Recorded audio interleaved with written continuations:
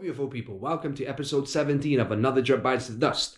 This week's guest is Julia Gyulai. She is a Hungarian dancer, singer, choreographer. She was born in Hungary, but raised partially in the UK, partially in Monaco, then 20 years in Hungary. So there was a lot to unpack, different cultures, countries, culture shocks across the continent. We got to discuss, her journey in the arts, how she ended up moving back to London, why she's decided to stay there.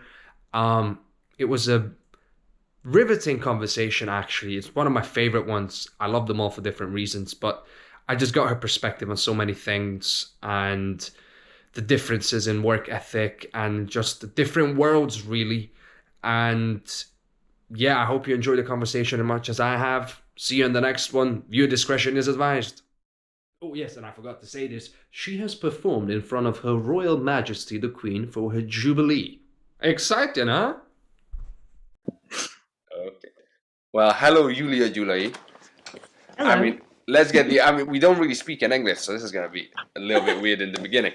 But let's start with the obvious. Your name is Julia Gyulai. How do people pronounce that in English? Because I'm curious. I'm sure they love pronouncing your name. Well, my short answer to that question is that they don't. Okay. Some people try. I really appreciate people trying, but I don't expect them to be able to. I call myself Julia in English, so I don't really worry about Julia and Julia. Like I listen to both. That's all right. The tricky part is my surname because it's pronounced Gyulai in Hungarian. But there's no such sound in English, so that's the problem. Yeah. Basically, so it usually ends up being Gyulai or something like that. Okay, so you just became Julia Gyulai. Okay, fair enough. All right. To be honest, I did. So my family had this idea a while ago because we used to live in London when I was a kid. So. And we had a lot of we had this when we tried to go to a restaurant and we tried to book a table. So my father said that we would like to book a table for the name Gyulai, and it was absolutely it didn't work. They didn't get it. They just didn't get it. And then after 3, 4, but sorry, could you just repeat that, sir? Could you spell it for me? And it just still didn't go through. He just said, you know what? We'll just for July, please. Just get the table. So you're Julia Gyulai. Okay. Exactly. You gotta make that into your stage name at some point. Yeah. It sounds or if you want to be a bit vague about it, just make it Julia Summers. Yeah. Right. Okay. That goes straight into my first question. So let's get the obvious out of the way. You are a dancer, a singer, choreographer, whatever else you do. This is your moment because I know you do so many things. Well, yeah, kind of. I don't even know. I can't even keep track of them anymore. You're a director. You have directed. Yeah, so but I would keep it to choreographer, though. I wouldn't say director. And maybe in sense of physical theatre directing, yes. So I say that I do work with text and script. Right. It's just not. I wouldn't say that I'm a director. Yeah. But yeah, it's not something that's far away from me. You can dabble with the right pay rise, you'll do it. Exactly. But okay, so definitely dancer, singer, choreographer. Those are the 3 big ones. And also, you have a fascinating story because you're Hungarian, but you're raised in London. So I'm curious a bit about that. So, well, so I am a native Hungarian. Right. My parents are Hungarian, but I was a very, very, very small baby when we moved to London. I was only half old, hardly 2, something like that. That was because of my dad's job. We had to travel around quite a lot. He was in athletics, so something completely different. Oh, sports, nice. Yeah, we are a sports family. They are a sports family, and I am. I did some sports, and as a dancer. Listen, I've seen those pictures of you, jumping in splits on the beach. So, you're still very much a sports family still. So. Yeah, so the physicality, obviously, and he was a track and field athlete, so he was a sprinter, and obviously that muscle work, the dynamics of it all, it's obviously part of my I do feel the benefits of that in my dancing. I jump. I hate pirouettes. I'm not great at. I mean, that's not true. I'm decent at pirouettes, but it's not my thing. I jump, obviously. So, yeah. Anyway, yes. So we moved to London, and we lived in London until I was 4.5 or something like that. Okay. So that's that's the massive first part of my life. So for me, and then did you move back to Hungary after that? No, we went on to Monaco. I'm sorry. I take it back. I apologize. I know. It sounds pretty cool. But to be fair, for a kid, it doesn't really, like, it's nothing special for a kid. It's just like, yay, the weather was nice, but like everything that's Monaco for an like an adult, it's not. For a kid, it's just like, it's just so not a lot of champagne and parties in your not back then. Okay, so then you went to Monaco, and now I've got so many questions.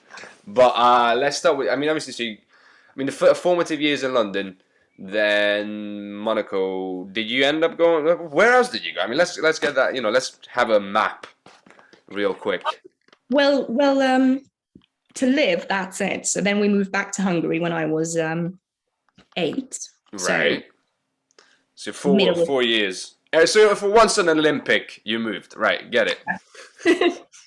Yeah. And so then we moved back to Hungary, and I stayed there for quite a while. I wanted to go back to London. It was always London for me, being like, probably because, it's really the first 4, well, not the first 4 or 5 years, but like quite a bit of those years of my life. And there's just that, like, that connection to the first things that you notice as a child, like the things of course. With. So I think that's what took me back to London. And I always wanted. Yeah, sorry. No, go ahead. I was just wondering about you. So from the age of 8, you lived in Hungary for quite some time? Yes. Okay, and then you moved back to London at what age? At 20. Well, I started my master's when I was 28. Okay. The so 20, yeah. No, okay, cool. No, I've got a timeline in my head, because that's a lot. That's a lot of interesting things that happened there. But okay, go ahead. So you moved back to London because you always felt, obviously, first experiences in London, that must have been amazing, just as a kid, like, oh my God, massive building, massive bus, what's this? Oh yeah. Yeah, like that, there's a lot of like very kind and dear memories to me of that age, which are like very, like it's nice. So I always had this sense of like, I actually feel more at home in London. Because when we moved back to Hungary, I was 8 years old. It was like a completely new world. So we go London, we go Monaco, we go Hungary. Yeah, so your life got, from a living standard point of view, it just got more interesting every 4 years. You just realize the bosses get smaller, is what you're trying to say. Definitely. Yeah. Well, let's just say that I had like quite an intense experience of all the extremities. No, I'm curious now, because obviously you're mentioning this already, so this is fantastic. So, at the age of 4, again, as you said, you don't really notice massive changes between London and Monaco, I'm guessing. You're just annoyed that you don't see the stuff that you were used to seeing. But the age of 8, when you're going to school, does that stand out to you? It's like, oh, I'm in a country, like, I speak the language, but I'm not from here.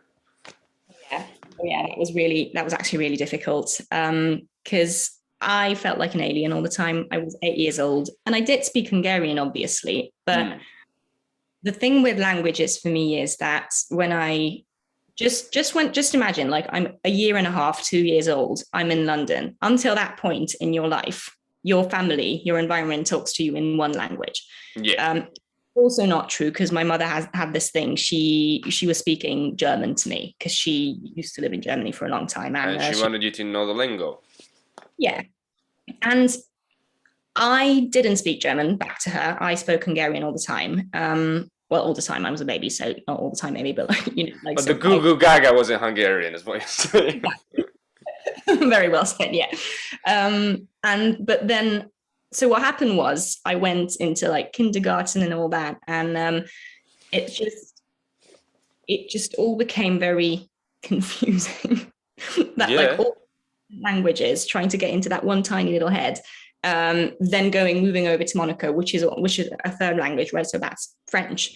And then being only 8 years old, coming back home to Hungary, suddenly being like, now this is your main language, you need to speak Hungarian, surrounded by kids. And you know how kids are, like kids are just honest, like you will be weird. You're the girl who's like, I don't know how to say this, sorry. I didn't have an accent in Hungarian, but it was like, you know, like that, like little, yeah, the word, you're looking for the word and things like that, yeah.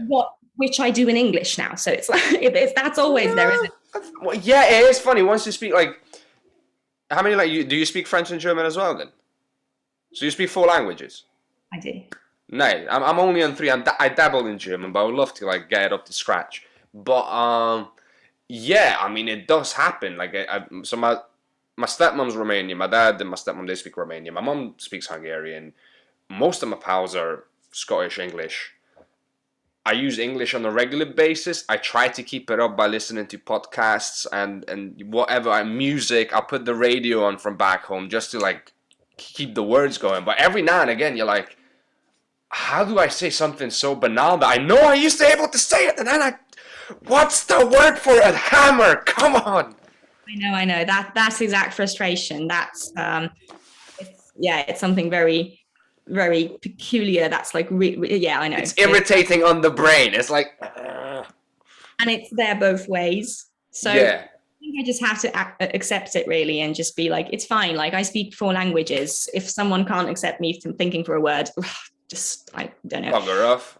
I'm in Hungary right now, and I'm leading rehearsals in Hungarian, which I haven't done in a very long time.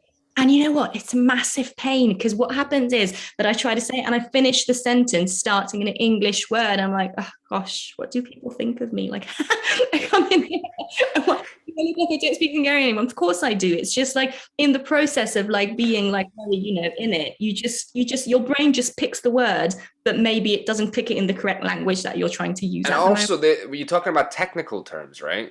And technical language is very specific, and it's not like it's easily translatable, because, you know, it has its own very specific, every language has their own terms for stuff, you know, especially when you get technical. So it becomes even more like the phrases are very distinctive. You know, I'm a waiter, you know, in my day job, and when I get customers that are Hungarian, sometimes I'm like, how do I say second course? You know, like, második fogás. I'm like,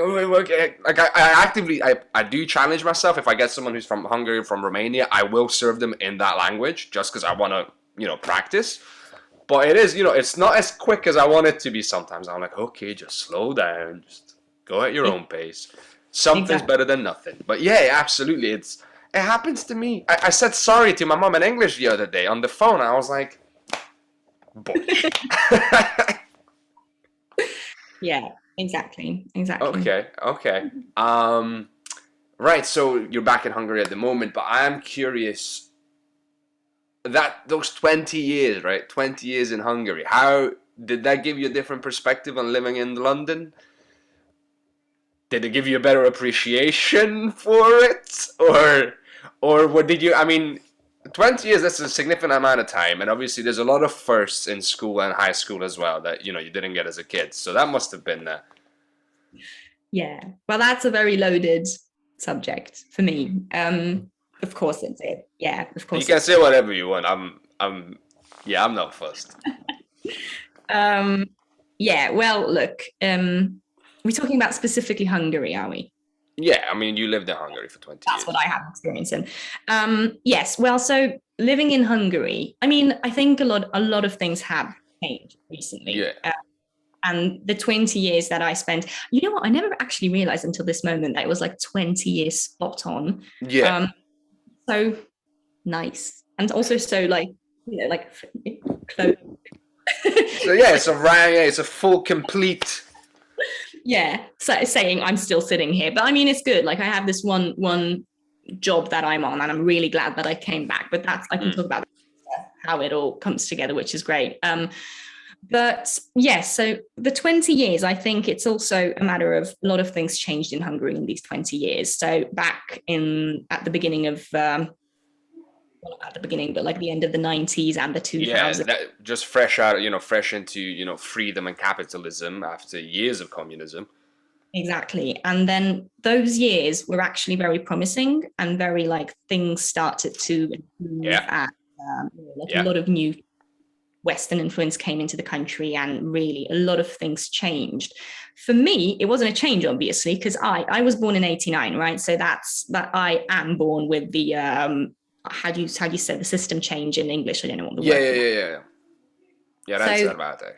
Yeah, that. So I was born exactly when that happened, basically. So I don't know anything about what was before that, only from my family and how we all speak about it, how you can see it on the street, how you see it in the people's mentality and all that. The psychological effect, yeah. I've interviewed a lot of, I've got my couple of Eastern Europeans already, and we all come back, from like Estonia and Hungary and different places, and Poland, and we all come back to communism is still very much palpable in the air. Oh yes. And honestly, I feel like we're not necessarily moving away from it.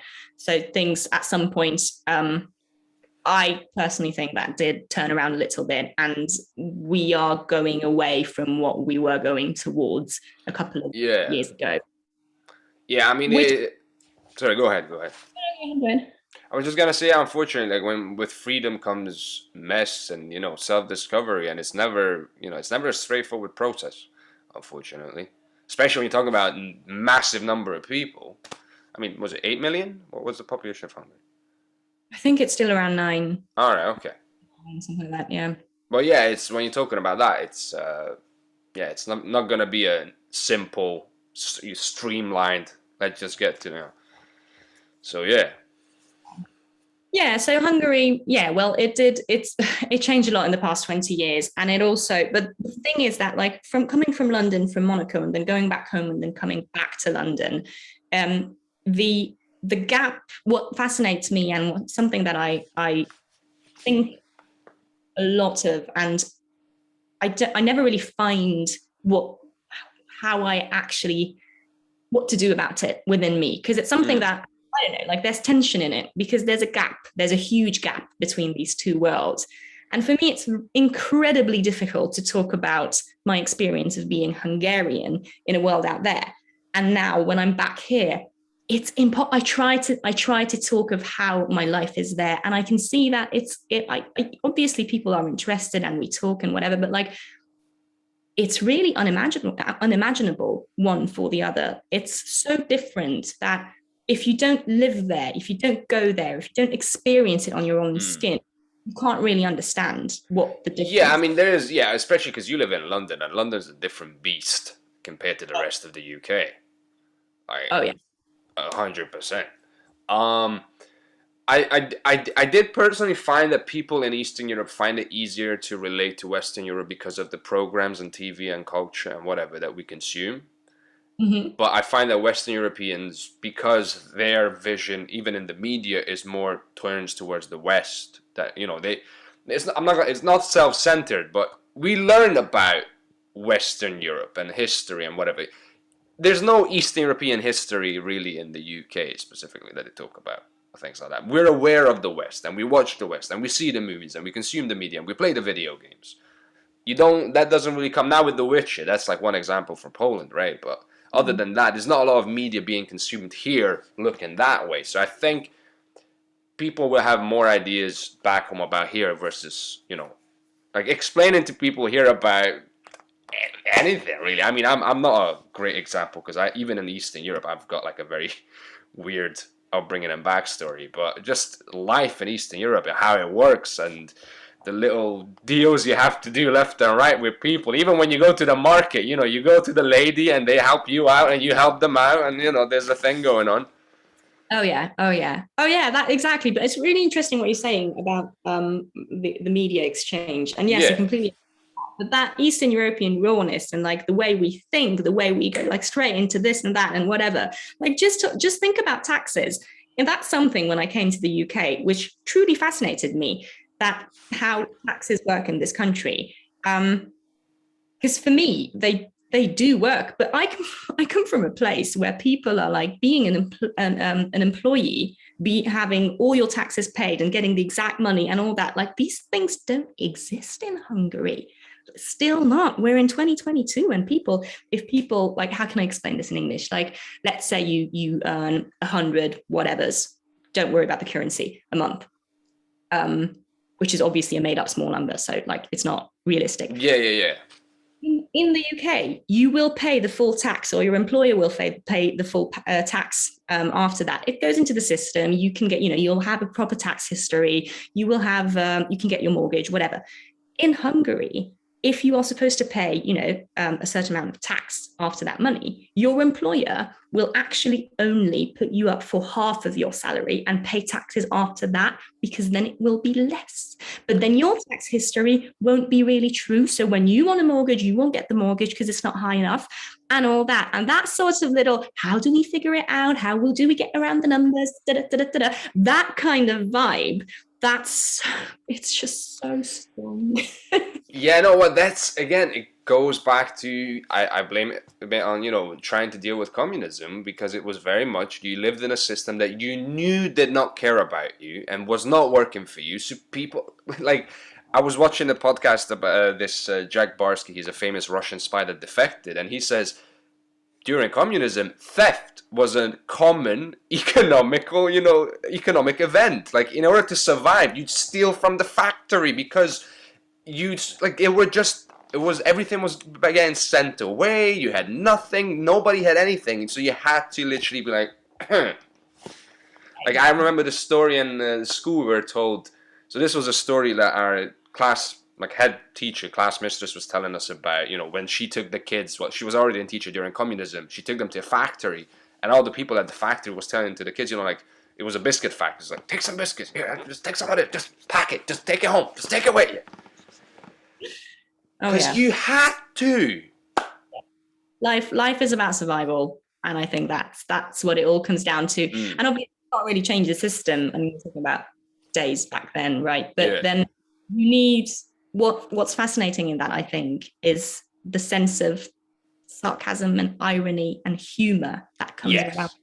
And that's something of my Eastern European heritage that I hold so dearly. And I don't want to lose that, just now in a world that actually functions, right? I think we have Eastern Europeans can have very dark and gallows humor, because we know, like, it's not making a difference, but at least I'm having a laugh about it, like that.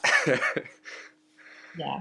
And it just makes it so true. And when that comes to theatre, and when it comes to like actual art, I think it's just such an absolutely powerful skill or tool or something that like really adds a layer of...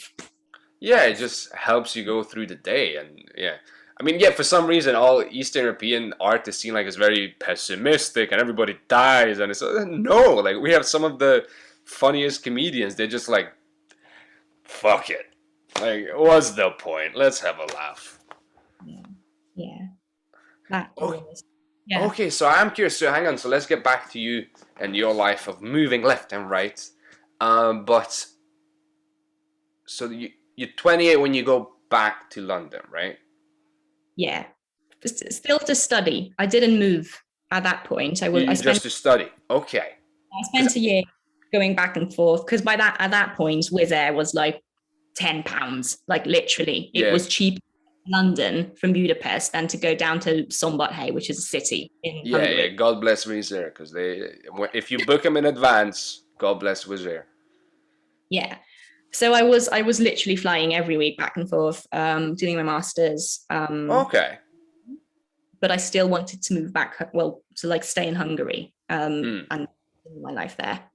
Okay. So I was curious about, because I just realized you talking about taxes and stuff, like, because I left as soon as I turned 19, fresh out of high school. I never actually worked, but I worked once in Romania. I worked in a festival selling alcohol when I was actually 18 already, but I know someone a year before who was working at the same festival who was not 18 selling alcohol at a festival. That's just, and it was a teacher that got us the job. So, but it was one of my favorite experiences, so I would not, thank God for corruption sometimes. I mean, But I'm not saying that I'm supporting corruption, because hell no, but some parts of it, like, it actually makes you think sharper. It actually makes you like get a little bit closer to like some essential and stuff. some things become available and possible because people will bend the rules. Like, yeah, like I met Within Temptation, the Dutch band, the like symphonic metal band, and I just like there was a, backstage. There's this massive, like was it railing, and then there's a gate, and it goes back, and that's where they lead them away at the end, so nobody interacts with them. And I see this gate, and I tell my mate, listen, we're gonna walk around the back, we're gonna walk in, and just pretend that we belong. Just walk with a purpose. Don't look around, just walk with a purpose. We ended up having beers backstage with the band. Okay? We had no passes, there was nothing. We just went around, walked in the back gate, and just pretended we belonged. And that was that. I'm pretty sure they sussed it. The guy at some point started telling us about how Romania is a land of possibilities. You can do stuff that you can't do anywhere else. And I was like, yeah, you have no idea. Nice. Yeah. So coming back to what I was going to ask the question about, a little detour there, but what was it like going back to London at 28, Haven't had, like, was it another culture shock? Because I imagine London must have changed so much in the 24 years that you've been away from it. It was a lot of things. It was life-saving in some aspects for me, because I really needed change of what I was doing, and when I say here, I mean Hungary. Just because I'm physically here now. Yeah. Fair play. So yes, that. And the culture shock for me came a bit later, actually. Okay. So that's probably something to do with that year of like not being sure that I want to stay here. And I still thought that I'm going to go back and continue my stuff in Hungary. And because of that, it was more inspiring opposed to, whoa, what am I going to do here, and how am I going to do that, and how I'm going to breathe and stay alive?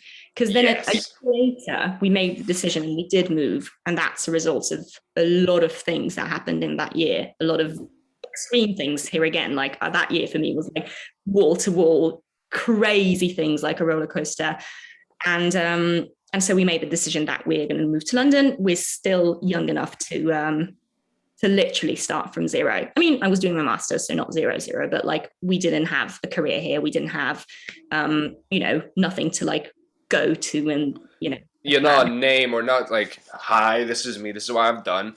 And okay, get into that, because I am curious about something. You're opening up so many questions, but keep talking. Okay, so that's September 2019, and then we moved for good. And at that point, I was like, here I am. I have so many plans. I've got so many inspiration. I'm going to do everything that I had, that really naive. And actually now 3 years later, I feel like it's terribly sweet, actually. But like, it's adorable. Bless your heart. It really is like that. I really came to London like that. And I was like, I worked as artistic director of my own company for 10 years in Hungary. I built up a lot of things. And at that point, I was like, you know what? I'm going to work in a bar. I don't care. I want a new life. I want to build it up from zero. I'm going to get into that. The first bar that I see, I'm going to work there. I'm going to be, I'm building myself up from zero. So that all started, and it was good for a while. And then it started. Oh yeah, I know. My first shock was when I went to a Lion King open audition as a dancer. And what I'm used to in Hungary, we do some auditions here, but most of the time it's like your phone rings and someone calls you that like, oh hi, we need another dancer, we need a choreographer, we need a whatever. Are you available? And I'm like, yeah, of course I'm available. Or if not, I'll make myself available. Or if not, I'll juggle it out or whatever. And then I was like, yeah, of course I need to go to auditions. It's a new world, whatever. So I go to the Lion King audition and I get cut after the first round. I was standing there being like, but why? I didn't understand. I'm used to getting jobs in the industry I've been working in. And I mean, the Hungarian theatre industry is not tiny. It is quite big. Theatre is massive. It's a very different system. It's still the old, there's companies touring and, you're years in a company. I've talked about this before with other people, but yeah, it's very different. It's like the old what they used to have with the repertoire theatre. That's what was still going on in Hungary. Yes, exactly. But it's not like it's tiny. It is a big scene in Hungary. And so from that, just going straight into, I don't understand how I cut after the first round, because I was like, of course, maybe I'm not going to get the job, da, da, da, da. But just the shock of being cut after the first round and then seeing the schedule, like next group of 50, next group of 50 dancers, next group of 50 dancers until the end of the day. And I was standing then, I was like, I had this feeling of like, I don't understand. What was not good enough? What was wrong? And then the spiral started, and like, I just can't deal with it. It's too big.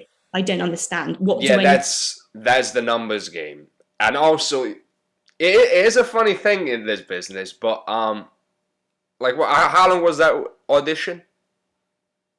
In like time wise? Yeah. 20 minutes. Right, 20 minutes for 50 people. Figure out who's going to be good. Good luck. Okay. Yeah. Yeah. That's just the numbers game in the UK that you gotta have to outlast or maneuver around it or do your own stuff, and yeah. But that for me was something that I did not expect. And you know what, I did expect it to be different, to be harder, to be whatever, but I didn't expect it to be so much bigger. As I said, I think was really sweet, and my sweet, naive, yeah, of course, I'm going to come here, I'm going to do it. Which, you know, now 3 years later, I kind of am doing in slightly. I was going to say, not that long ago, you were performing at Her Royal Majesty's Jubilee. So, let's not forget about was it in Windsor Castle, was it? Yeah, it was. That was really nice, actually. That was a really so, all right, look at you go. I'm not complaining. I'm just saying that's where the culture shock kicked in for me. All right, so the industry culture shock, basically. Basically, yes. Yeah, I think that's what I had to spend a little bit of time to deal with, to figure out the agent situation, and all that. Like agents here again in Eastern Europe, you don't really do agents. Yeah. So that was also a while to be like, right, but why do I need an agent? I feel like why, how, what kind of agent, or how do I like? I'm self-represented at the moment, but yeah, I'm still learning that, you know, how do I pick an agent? I mean, I've learned a lot over the past couple of years. I've just had my first agent not that long ago. But yeah, just what do I need to look out for? What works for me? What doesn't work for me? And all that stuff. It's you very much go into the deep end and figure it out. There's no really books on how to, you know, how to judge an agent for yourself and things like that. So that's all.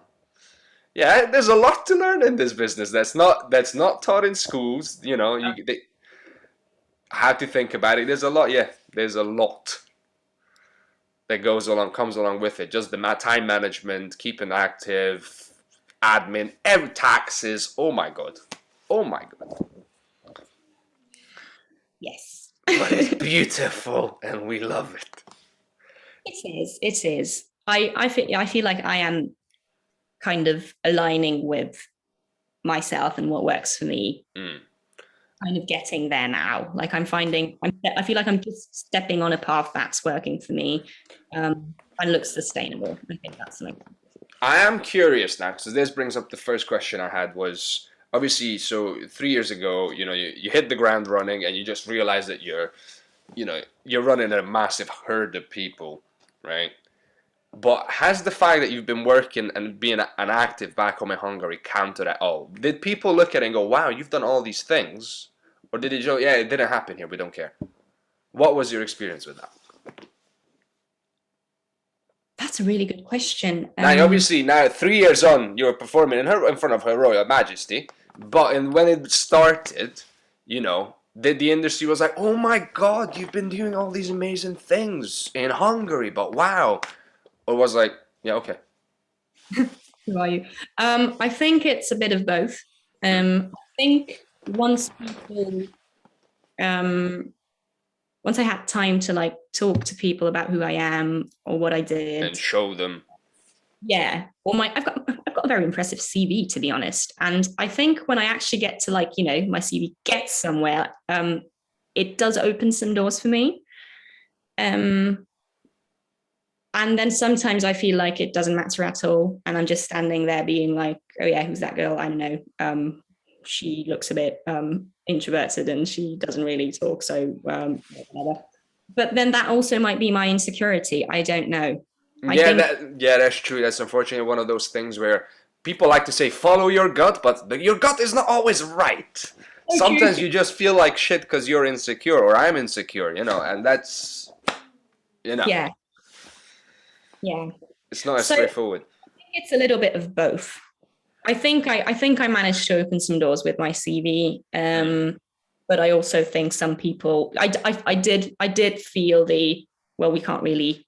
What does that mean? We don't know. We don't understand what's the value. It's hard. It's hard to judge. Like I've been doing 10 years in this theater company, let's say, and they're like, yeah, but we don't know if that theater company is any good. What does that mean? Well, like, what level is that?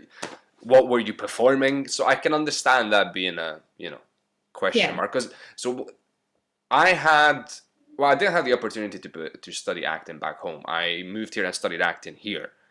But one of the reasons was I thought the best chance I can give myself in this business, in this career, is to have something that people can understand when I show them the CV and be like, I was like, if they can pronounce the name of the school, probably a better thing than if I just show this massive whatever school from back home and they're like, okay. Yeah. So I was curious if that affected, obviously dance is a different industry as well. We had this conversation about how as a dancer you might get away with people just seeing you visually and performing and not thinking about your accent and the way you talk and things like that. So you might be able to pass more, as opposed to as an actor. But I'm just curious if that played a part at all. Just the. I think what you're saying about dancing and acting is a very important difference there, because yes, as a dancer, I think it's easier for me. I tend to get responses to emails that I send for jobs that I understand why I am good for now. But then as an actor, the whole accent layer is something that I think is really, really difficult for Eastern Europeans. Only just because that's something that I never actually thought of. And I was a child in London, so I spoke well enough. But then still, I had to face the fact that, like, here as an actor, I'm using here for both London and Hungary. That's so right. Well, yeah, because it's your first and your second home now. So, in whatever order. Yeah. So the entire accent thing, I wasn't prepared for that. Honestly, that it's such a massive thing, and then it really is a layer that in Hungary you don't have to deal with that. Whatever way you speak, that's the way you speak. Yeah. But in English, the accent is always a layer of your acting. There has to be a decision about it. There has to be something about it that makes it work for that specific role. Yeah. Do I make it very thick, or do I make it a bit softer, or whatever? Exactly. So yes, that's something that sometimes still frightens me. Because I'm good with all the European accents, but for example, with UK accents. And also, the fact that you speak of French and German, that's a massive help for you. Yes. Once you speak a language, it's a lot easier to, speak English in that accent, obviously. But yeah, that's well done, you lady. I want to get my German up to scratch. That's one of the reasons, because I want to be able to do an authentic German accent. Yeah. Yeah. Okay. I'm kind of circle back a little bit to that question of like, so you did find that it was a mixed bag, the reception that you had here, they didn't know what to think of you and some of the skills you've had, but then once you started practicing and they started seeing your skills, you're like, okay, on board, let's go. And then, sorry, go ahead. I had a really good experience about being Eastern European last year when I did Panto. And I think that I was specifically chosen for the role because I was Eastern European. And I had this conversation with the director on the audition that he asked me in the end, what do you think is your, what are the benefits of you being an Eastern European actor? And so back then, that was a year ago now. And I was like, my automatic response was like, what benefits? But then I thought that I'm not going to say that, you know, and marketing, darling, marketing. Spice it up. Come on, a little bit of jazz.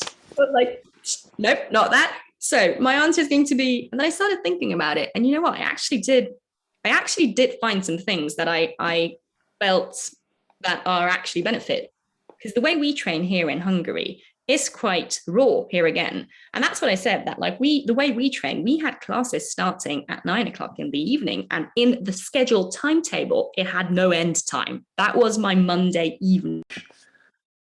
Right, welcome back. I did the check. So the last thing before we got cut off that you were telling the story about is how you were in the audition and the director asked you about, you know, what's the benefit of being Eastern European, and you were telling about how back home you'd have classes starting at 9 p.m. going on to infinity, basically.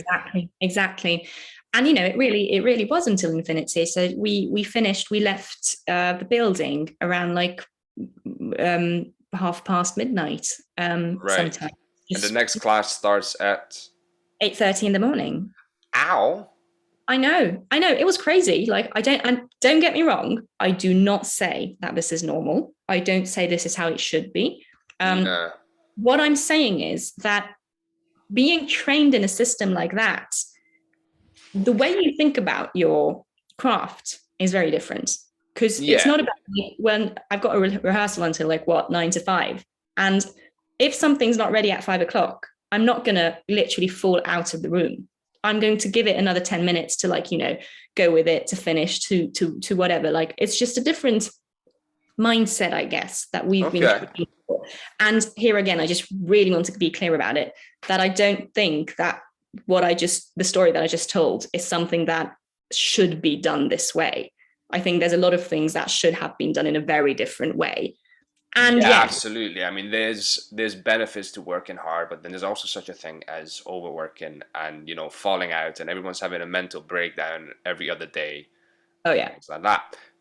But there is absolutely an advantage to pushing yourself, and there's that balance between being professional and doing the work that needs to be done and being committed to it, right? And on the one hand, you have people that will work, you know, all day, all night, and then they fall out. On the other hand, you do have the other extreme where it's like, well, we do what we can, we'll see what happens. We just, you know. Exactly.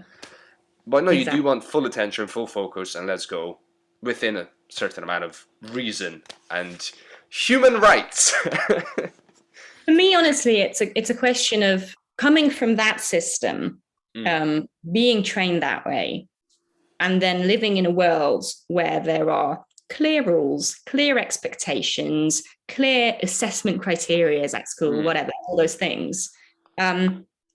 Bringing my mindset of, but I'm not going to go home if it's not ready. I want to stay here. I want to go home with the feeling that it's ready, even if rehearsal's over. Bringing that into a safe environment, and I think that's the key for me. That's what gives me balance. Fair enough. No, because fair play.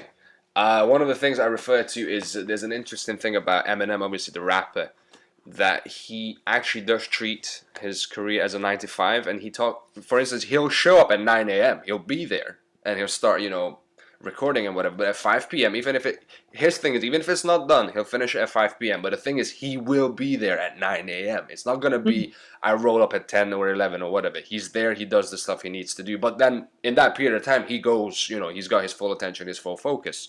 And I think sometimes we get lost on that. I was like, I was there at 9 a.m. But were you actually working? Were you paying attention? Were you on your phone half the time? Like, things like that. So there's, again, as you were saying, that there's an absolute benefit of being committed and willing to work hard and just whatever the allotted time is. And sometimes you have to go a bit over. That happens, but you have to keep that in mind because that can get carried away. We know in Eastern Europe, sometimes you end up, that 10 minutes can turn into an hour and 2 hours.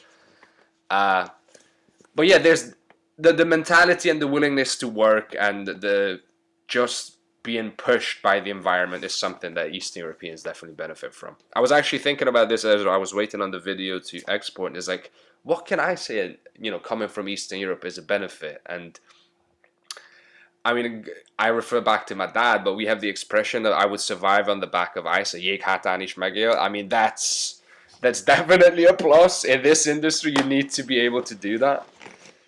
Oh yeah. Like, we've been trained. I mean, I know myself. I've been trained to survive on, the bare minimum that I need. Mm. In from a young age. So I'm cool with it. Yes, exactly. And it's really such an interesting conversation, because I do think that, of course, like, what people at drama school, give them everything they need. And then yet I also think, because you can't say that I'm not going to give you everything that you need when you could. But then, I don't know, like, the balance is just so interesting. Like, what will make you, what will enable you, what will give you the skill set, the mindset of being able to really put everything that you need to put into your career to make it work, or just a piece, or just a role, or to build a character, or to find that energy as a dancer, or to get that creative process as a choreographer or director, or any other creative person. And I genuinely don't know. I know that for me, I think it is the balance of being through extremes, thankfully surviving it and coming out of it okay. And I do understand the risk in there. So I'm really not saying that that's the way it should be. It's a weird one. But it's like, it's not an ideal predicament to be in sometimes, but it is valuable in certain ways. Like, knowing where my limits are is a very important piece of information, and the only way you find out is by pushing yourself. Yeah. So that's just one of those things. What was I gonna say? The other I have many questions, but we kind of already established how you ended up. Just for your masters, you came to London, so we kind of answered that question. How you ended up back in the UK.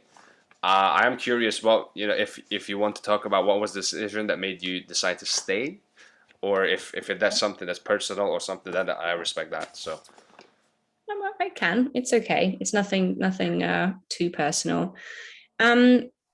To stay, well, so as I said, I was working in Hungary a lot. My main thing, I founded a company.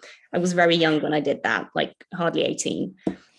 I was just very, the same naivety and sweetness that I brought to London when I was 28. I had that when I was 18. I was just a bit wild and a bit more, like, I want to dance. I'm going to dance, full stop. I had some friends, they wanted to dance too, so we did it together. And I wanted to be a choreographer. So I put together a few dances and we started doing gigs. And that's how it all started. And then it grew up and it became a full out company with 20 employed dancers, which in Hungary was a really big thing. Like, I don't think any other company actually managed to do that without any constant financial support from the government, which we didn't have. We just had project support. So we made that work, and it was a really big thing. We went on tours that we organized. So we worked really hard. My 20s is work, and I loved it. It was great, and it was difficult, but that's okay. And that trained you on how to pay the bills in London. And you know what? You're so true about that. Yes, I am very, very, very much using those skills to just. But I'm gonna let you tell your story, and I ask my other question after that.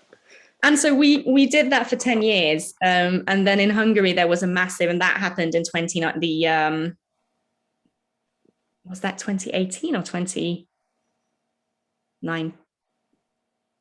I'm getting lost with dates at the moment. Anyway, whatever. Like, there was this huge. 2018 was 4 years ago. And we moved in September 2019.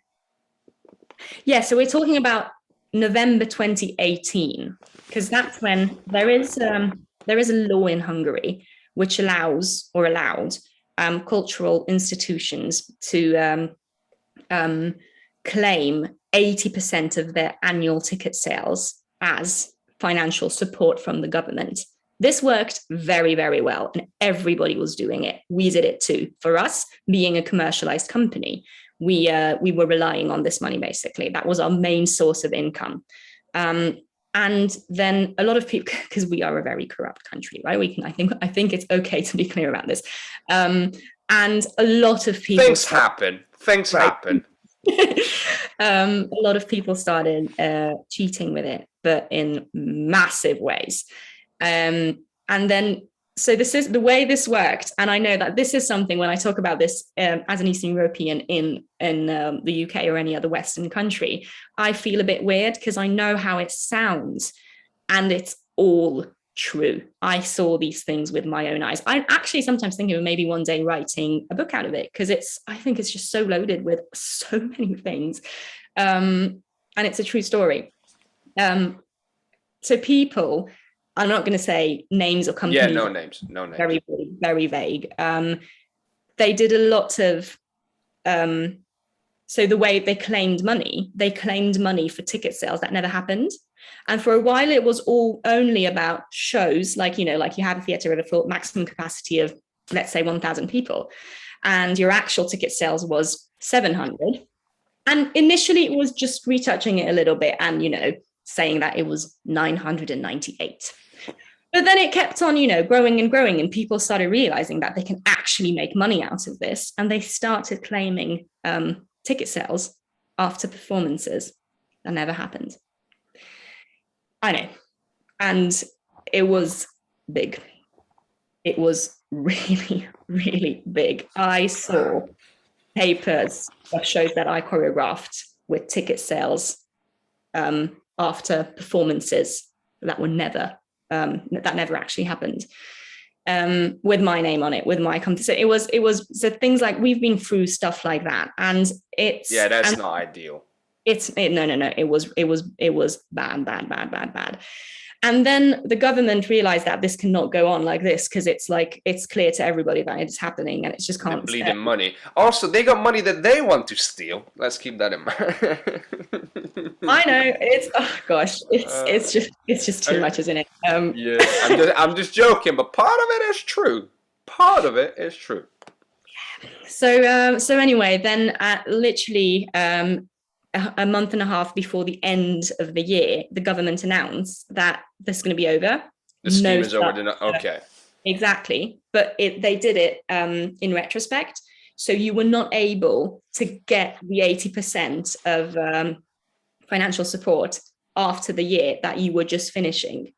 So that meant that, I know it's quite complicated. So the way you do it is that we're talking about 2018, right? So you pay backwards, right? So you were supposed to get your money for the entire year behind you in January. So if you apply, so in 2019 you submit this whatever document and you get paid for 2018, is what you're saying? Exactly. So in November, they say it's not happening. So this January you're not getting any money. Exactly. And so the small fish in the sea, who was just using this scheme properly, we didn't. We were standing there being like, what do we do? Like, I'm not. I mean, I am a magician, honestly, in some sense, but not in this way. Like, I'm not going to be able to pull off enough funding for 20 dancers in 6 weeks. I can do a lot of things. I can't do this. And that was the main decision that led to I've got a master's going on. Maybe this is the moment in time when to jump ship. Fair play. And so I did. Yeah, so that's the good old-fashioned economics made me do it.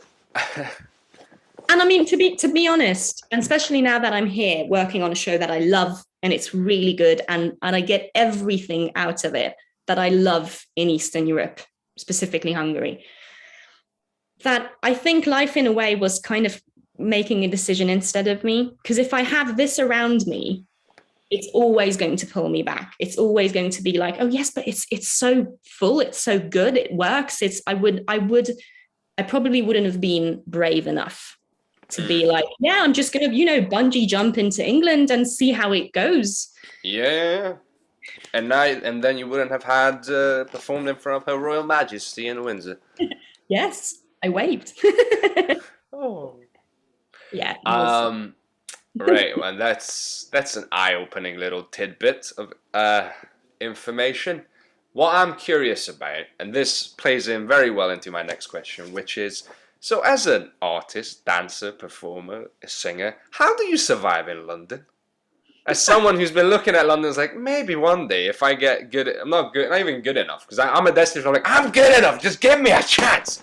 But it's more like, as someone who's keeping an eye on London as one day when I have enough going on that I can actually do it, maybe. How do you do it? Like, how do performers survive in London? I have two main guidelines, Right. and this did not come naturally to me. Okay, so this is hard work, a result of hard work, psychologically, mentally, emotionally, because it is scary, it is big, and I'm not going to pretend that it's not hard. It is very And hard expensive. and very expensive. Yes, actually free.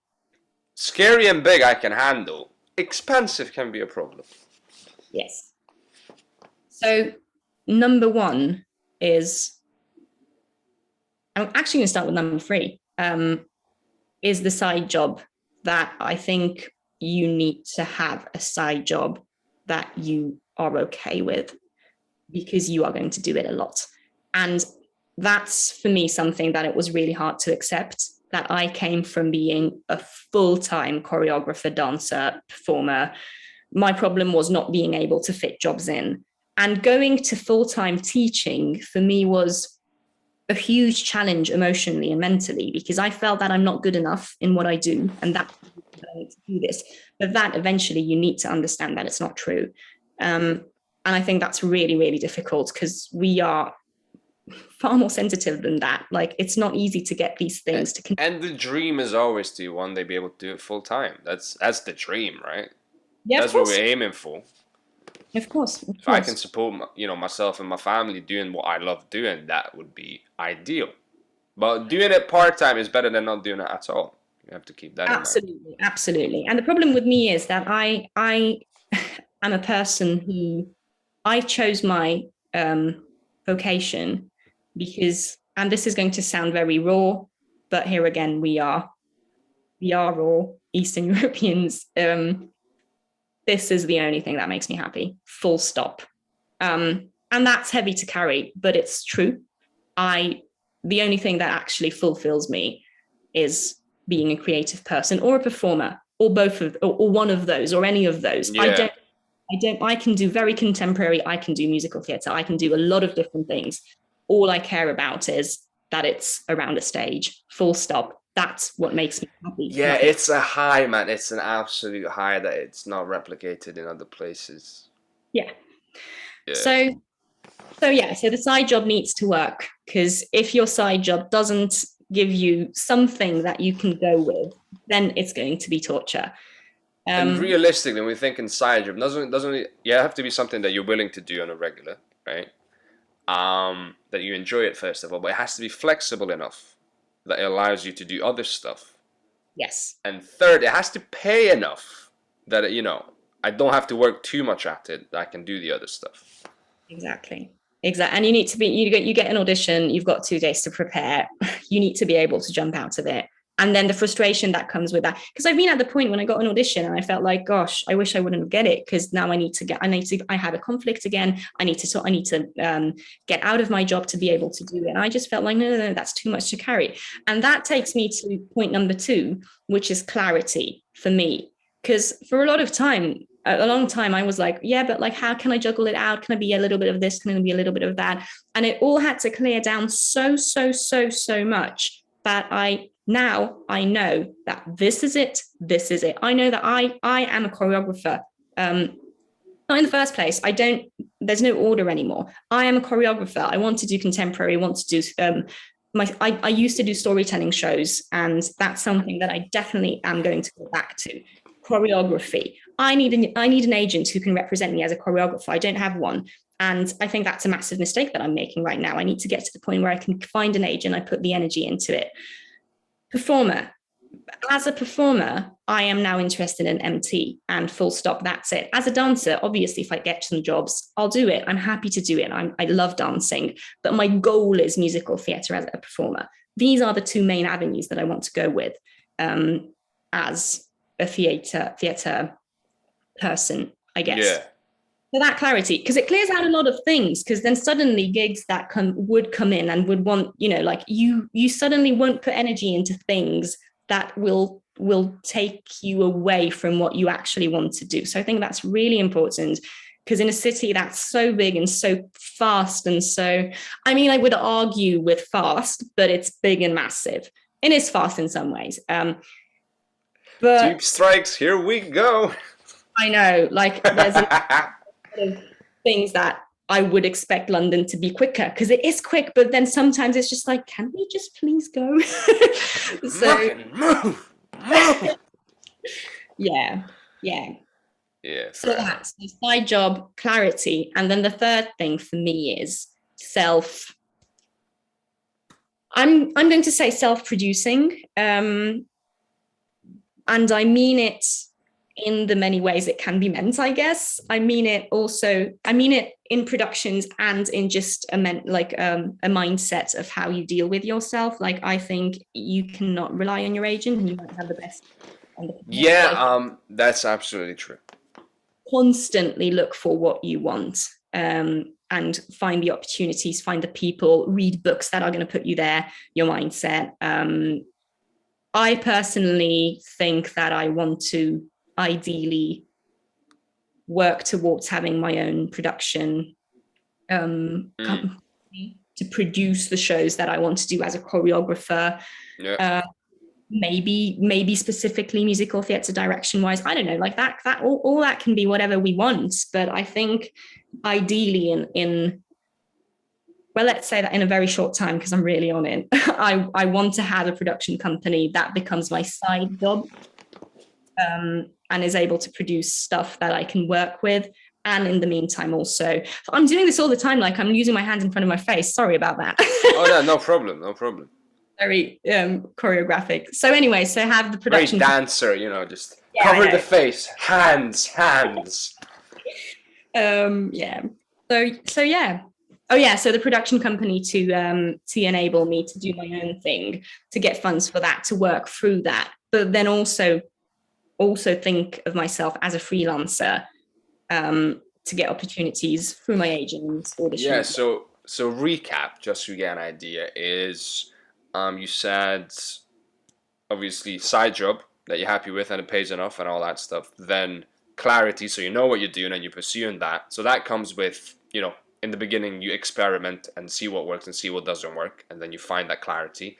And then finally, self-producing, the mentality of you're always going to be self-employed, which is, I think, out in the big world, a lot of, because I was thinking about this a few days ago, is like, I had the dream of like, I'll just become an actor and I'm always get asked to do this and this and this. I'm just going to be, comfy. Doesn't work like that for most people.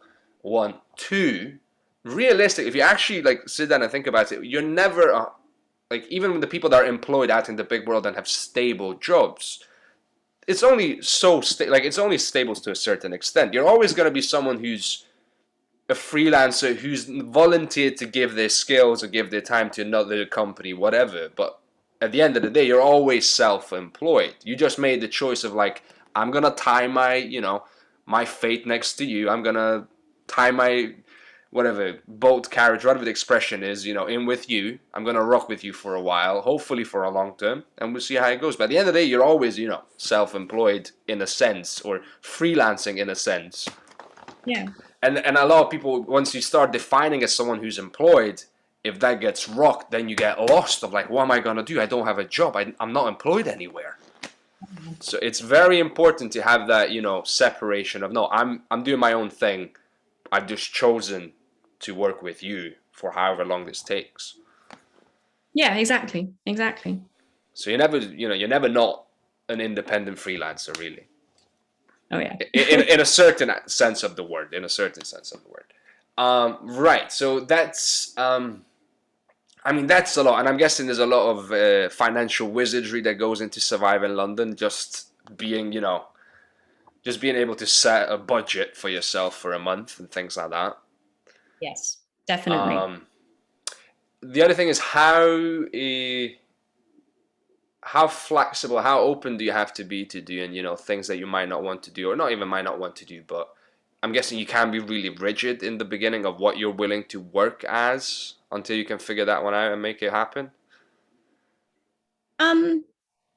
Well, yes, I guess I think it's good to keep, like, because as I said, when I moved to London, I was absolutely open to anything. I started working in a bar. I was there for 6 or 7 months, and then I started teaching. And then I was really lucky when COVID happened that I was able to teach a lot. So teaching literally saved me in COVID. Yeah. So I think, yes, you need to be flexible in what you do, but then you really need to find the thing that works for you, because otherwise it's going to drain you. Yeah. So you can be, yeah, you can overstretch yourself. Absolutely. The other thing is, obviously you're an international superstar performer. I'm curious about, being able working in 2 countries. How's that? So I've had an eye on maybe getting an agent or something in Eastern Europe or Central Europe, even someone that can look for me for stuff over there. But I'm curious how you've been managing this, because that's an interesting little topic. I am loving it. I honestly wasn't sure what to expect. I received this offer for this job a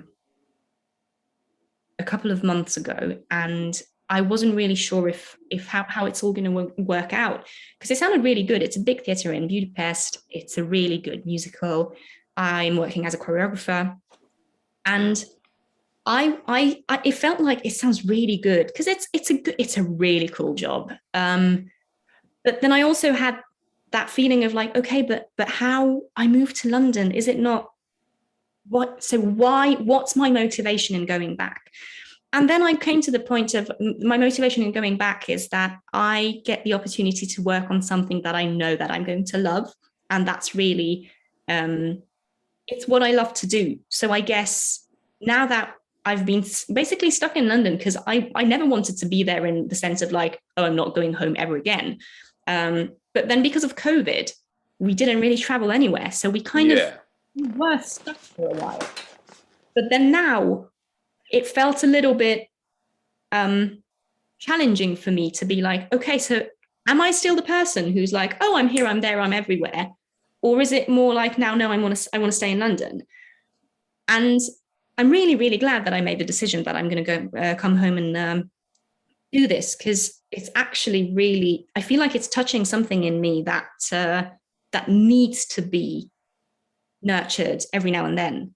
And I'm definitely going back to London. I'm definitely having my base in London, but I'm really experiencing right now the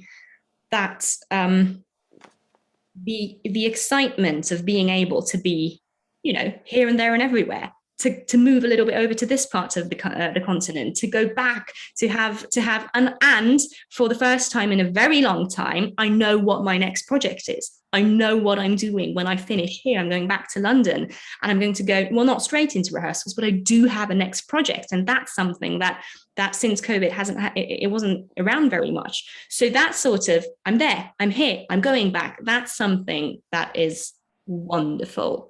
And I really hope it stays this way, because there's some power in the flexibility and the.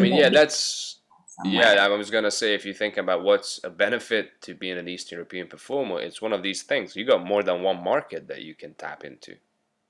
Yes. Right. I mean, people in Britain are working in probably one of the biggest markets in Europe, and it's got opening to America as well, but. You can hop over to Hungary and perform in Hungary. You can hop over you were in Poland not that long ago, right? Yes. You can perform in Poland if you want to, and things like that. So yeah, there's even as an actor, it's interesting because you have this 20-year residence in Hungary, and obviously 10 years of a career in Hungary. So that's you've gone in. I just went all the way to went all the way to the UK with like this very minimal experience in Romania. So I think I'd have maybe not more a difficult time, but people don't know me from anywhere. So I would have to like look at my work. BBC, I see the BBC credit. Nah, I want to give this guy a trip. So but yeah, that's an interesting thing to keep in mind of how managing 2 different markets and breaking into 2 different markets can be. Yeah. There's a lot to learn there. I think so too. I honestly don't know how agents in Eastern Europe could be helpful in this. Because I think that it's more of a network thing. It's more of building connections with directors. Because also that's something completely different in Hungary is that you don't get, as we mentioned this earlier, booked through an agency. You just the director. There's auditions. There's people that know you, that you work with. Yeah, your name gets around. Exactly. So I think that's the best way to get into it, really, is to find people whose work you're interested in and making like personal contact and just, expressing interest and being like, you know what, I really like your work. This is who I am. I'd love to work with you. And the other thing in Hungary, and I think that's the entirety of Eastern Europe, is we've got a very rich summer scene, outdoor theatres. And those are things that I think are easy to do if you're based somewhere else, because then you get the entire rehearsal period, which is normally 5-6 weeks, sometimes a bit more in Hungary, and the week of shows or a few shows, but then it's over. So it's not like you need to commit to every single show when it's on the rep. Right. Yeah. Got like 4 or 5 dates a month and you need to travel every time, but then that's not necessarily sustainable. Yeah, so what you're saying is you can do like a seasonal job. Yeah, exactly. Fair play. Because as a choreographer right now, I don't have to deal with that because we're opening the show on the 1st of October. I'm probably flying back to London on the 2nd or the 3rd. And I don't have wrapped. Thank you very much. Success. Take a bow. Mwah. Yeah. Right, fair enough. I mean, that's good. Again, I'm still at that stage of the career where I'm learning this stuff, and I'm also doing the stand-up, and that's been taking off as well. It's been increasing, and I'm doing these YouTube videos, and they've been, getting traction. I'm quite happy with them. So, yeah, I'm still at that open-minded. Let me see what happens. Let me experiment. Let's see what sticks kind of phase. Yeah. But yeah, it is exciting. I'm aware that we don't have that much time left again, and I know you're very hungry. So I'm going to give you 2 closing questions and let you get on with your life. So my go-to closing question is, artists do many crazy jobs to pay the bills. What's one that sticks out to you that was one of the craziest jobs you had to do to pay the bills? That's a very good question. Craziest job. Good, bad, indifferent, whatever. That just sticks out to you like, oh my God. I did for money.